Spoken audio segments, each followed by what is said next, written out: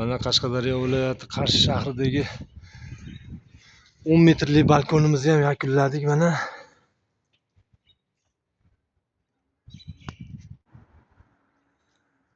O ikkala rim kolonnani o'rtasiga stoyka tiqib berdik.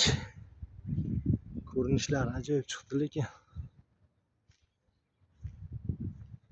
savlatiga yarasha normalniy chiqib berdi. Mana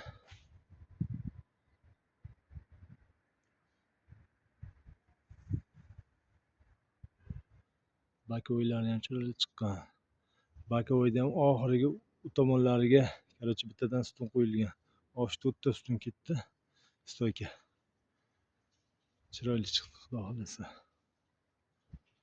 Kimga shundan ishlar kerak bo'lsa 33 kod bilan 508 86 86 ga bemalol aloqaga chiqaveringlar.